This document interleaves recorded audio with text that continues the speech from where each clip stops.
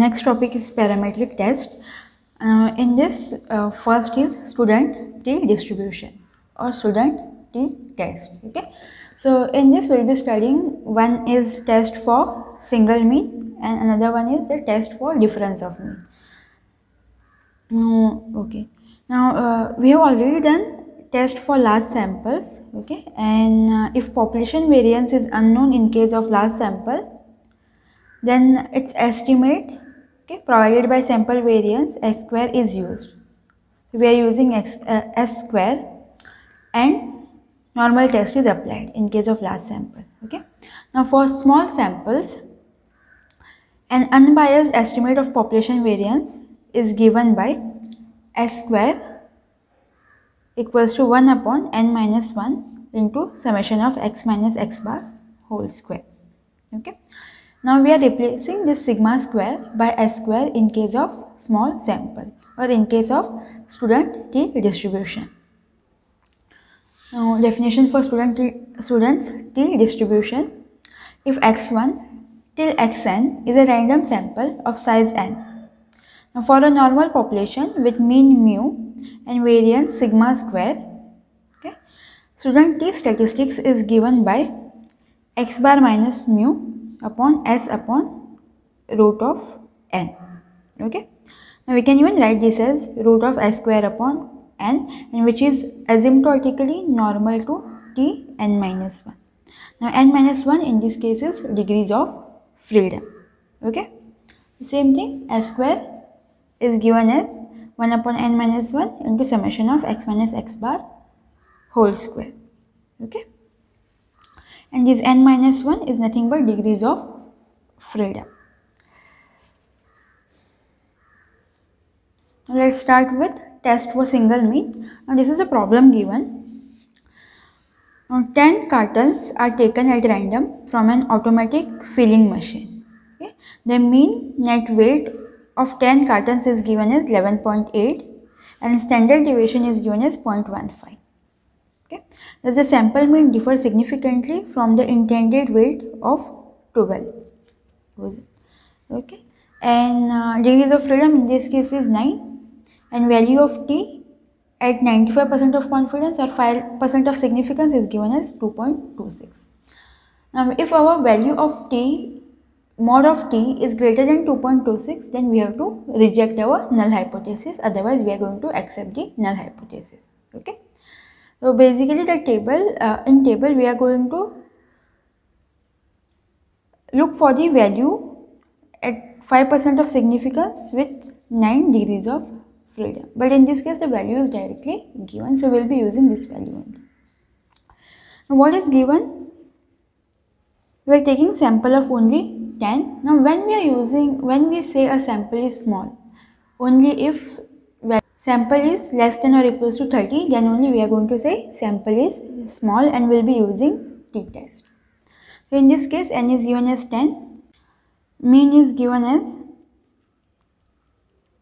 11.8, standard deviation is given as 0.15. Okay, and we need to check whether the sample mean differs significantly from the intended weight of 12 oz. So in this case our null hypothesis will be mu equals to 12. So alternative is going to be mu not equals to 12. Okay,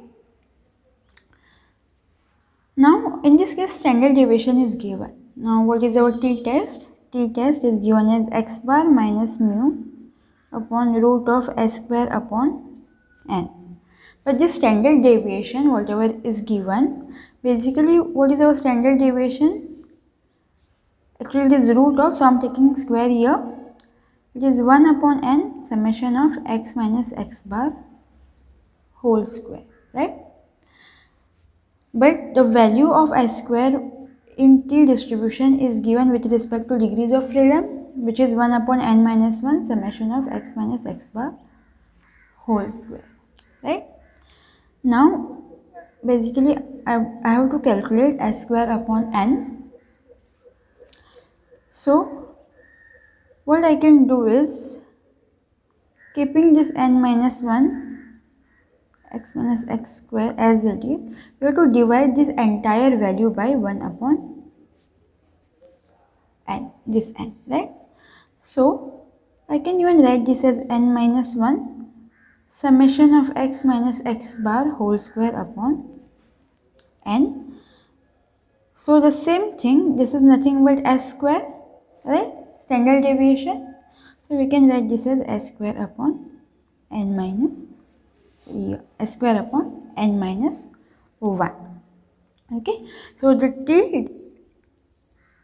formula for t distribution can be replaced, this value can be replaced by s square upon n minus 1, because the standard deviation is 1 upon n, but we need 1 upon n minus 1, that is the reason we are replacing it.